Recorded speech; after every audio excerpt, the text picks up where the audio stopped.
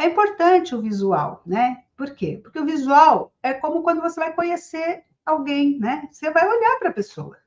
Você quer conversar com a pessoa, mas para conversar você tem que se aproximar da pessoa. Para se aproximar, você vai olhar para a pessoa e vai já ter uma ideia se ela é jovem, se ela é velha, se ela é bonita, se ela é feia, se ela é gorda, se ela é magra, se ela é criança, se ela não é criança, né? Você já tem uma ideia ali da pessoa. E aí, por isso a gente olha o vinho. É interessante olhar sempre num fundo branco, né? Por conta da luz. Às vezes a luz também distorce, tá, gente? Essa coloração.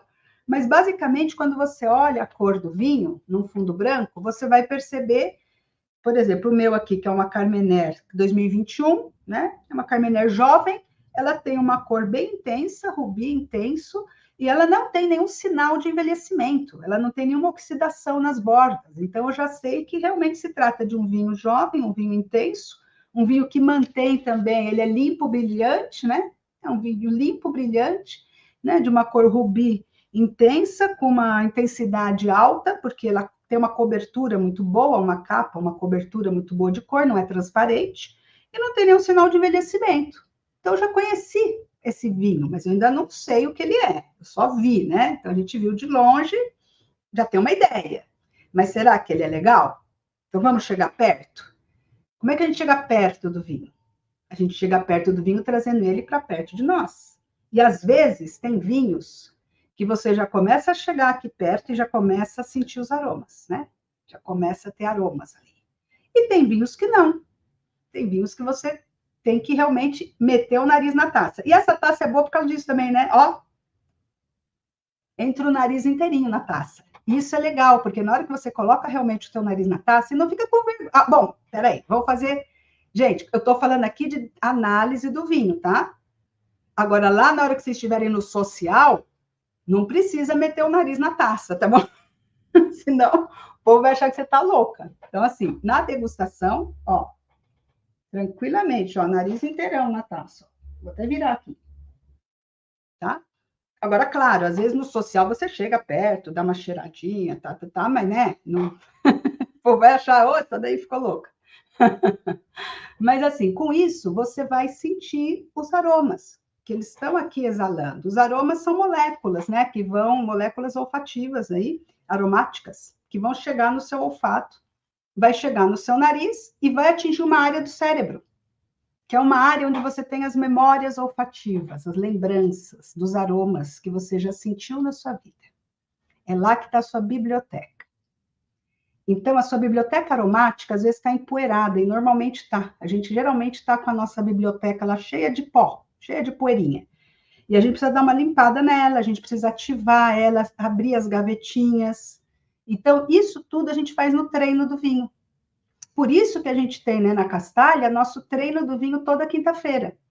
Porque a gente não é obrigatório vir, tá? Então, as meninas vêm, às vezes vem uma, vem outra, varia, uma viajou, outra não pode, tá? Tudo bem, não tem problema. Mas é muito importante vir algumas vezes, né? E ter esse contato aí semanal, onde a gente vai ativando nossos aromas. No começo você fala, ai, não estou sentindo nada. Ai, tem cheio de vinho. Ah, tem cheio de uva. Ótimo, ótimo. E aí, ai, não vou conseguir, não vou conseguir. Tudo bem, não tem problema. É que nem fazer, gente, é que nem fazer musculação, né? Você bota ali um pezinho, ai, não vou conseguir levantar isso aqui. Mas depois, você está lá no dia a dia, você começa já, o personal já começa a botar mais peso para você e você nem sente, né? Então, e é verdade, é uma coisa muito curiosa, porque vai abrindo essa sua sensibilidade, né? E você não precisa identificar logo de cara o que é que tem, né? Você pode ir identificando por grupos, né? Por grupos. E aí vai desenvolvendo. E daqui a pouco você já está falando o que tem, né? Isso é muito legal. Ah lá, a Angela está falando, meu visual está púrpura, límpido e brilhante. Ótimo! Quem mais aí? Eu quero fazer o visual. Vocês estão olhando para o vinho? Vocês só estão bebendo, né, meninas? Não, senhoras. Cadê? Escreve para mim. A Angela já está aí, ó. Muito bem. Calma lá. Coloca aí, Cris. Coloca aí, Luzi. Cadê? Quem mais está aqui? Quem mais está por aqui? Cadê? Cadê? Quem está por aqui? Vamos colocando aqui. O que vocês estão? Cris, o que vocês estão vendo aí no seu visual? Bom, meninas, escrevam aí a cor do seu vinho para mim. E aí, quando a gente passa para o nariz, a gente sente principalmente se ele é intenso em aromas, né? Ou seja, se tem aromas mais fortes. E também a gente já começa a perceber que tipo de aromas, qual a qualidade. Uma das coisas é saber que o vinho não tem aromas estranhos, tá? Que não tenha defeitos. O meu, por exemplo, não tem nenhum defeito, ele não está aparecendo coisas esquisitas, né? Uma coisa é aparecer aromas de chocolate, de café, isso não é esquisito. Outra coisa é aparecer cheiro de papelão molhado, cheiro de cachorro molhado, cheiro de cavalo molhado, cheiro de ovo podre. Isso não é do vinho, isso não pertence ao vinho. Tá? E aí você começa a passar o nariz e a sentir essas frutas, né? Então, por exemplo, eu sinto aqui frutas vermelhas, mas vermelhas maduras, não é aquela vermelha, não é aquela fruta vermelha, por exemplo, morango fresco. Já é como se fosse uma geleia de morango, entende? Não é aquela. Tem também frutas negras. Lembra um pouco de ameixa, mas é ameixa seca, não é ameixa fruta. Entende? Então tem essas diferenças. Então você percebe, é uma fruta mais madura, é uma fruta um pouco assim como geleia, porque tem um aroma meio adocicado, né? E aí vocês liberam aromas girando a sua taça, né? Para romper moléculas aromáticas, e aí você de novo passa no nariz. E muitas vezes o que vai acontecer? O aroma vai mudando, tá? Na sua taça. Ele vai mudando. Conforme ele vai oxigenando também, ele vai mudando. E é normal. A gente sempre fala que numa refeição longa, né? Nessas refeições que você tem tempo, tal, você começa o mesmo vinho que você começa com o mesmo vinho que você começou o jantar, ele vai terminar na sua taça como outro vinho. Ele muda totalmente com o passar, né, do tempo. Ah lá, a Lucy está sentindo umas notas de cereja, frutas vermelhas, exatamente. Aí. E quando você agita, por exemplo, eu agitei, já a fruta está lá, mas já apareceu um herbáceo para mim aqui, uma coisinha mais picante no nariz, uma erva fresca, um frescor, entendeu? É um pouco isso que a gente vai identificando, sensações. Hum? E ele vai mudando, e a gente vai agitando, ele vai mudando. Não adianta ficar muito tempo com o vinho no nariz, tá, gente? Não é uma questão de tempo, não é uma questão de ficar ali forçando o nariz, tá? É uma questão, porque também satura, seu nariz satura rapidamente. E agora levamos na boca, né? Eu já falo depois da taxa, tá, de rolha, que eu penso. Levamos na boca agora, tá? E aí, na boca, é como eu falei lá, né, na aula, mastigar o vinho. É comer o vinho, não é beber o vinho. Se vocês colocarem beberem, acabou, vocês não prestaram mais atenção em nada. Acabou onde vocês têm que prestar atenção. Então, deixa ele um pouquinho na boca.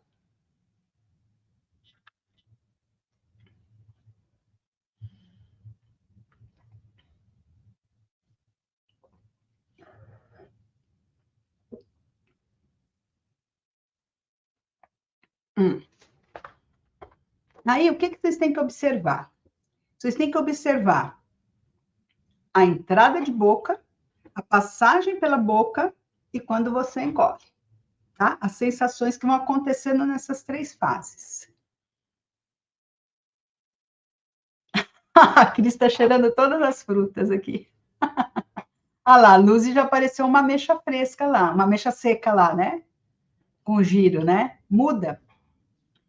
Então, quando você. Aí você fica, ai, será que eu entendi direito? Então faz o seguinte: presta atenção só na entrada de boca. Ele entra até um pouquinho adocicado, assim. Não é um ataque agressivo. Tem vinho que você coloca na ponta da língua, você já sente lá uma agressividade, né? Um ardor, uma picância. Não, aqui não. Entrou até meio como se fosse docinho. Não é docinho, como eu falo, né? Mas vamos usar essa palavra. Aí vamos sentir ele passando pela boca, ficando na boca.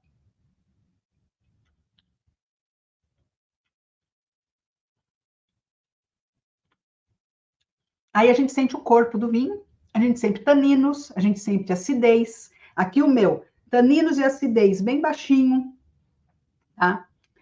O corpo dele é um corpo médio alto, por quê? Porque ele tem uma estrutura, ele tem o álcool ali que ajuda nessa estrutura do corpo, ele tem sim uma certa densidade ali, né, no corpo, mas o tanino e o álcool, o tanino e a acidez estão bem baixinhos. Ou seja, é um vinho que é fácil de beber, né, porque ele não é agressivo, tá bem casadinho. É uma característica da Carmenere isso, tá, gente, também. Também tem isso. É uma característica da uva. Ao mesmo tempo, vamos lá no final de boca.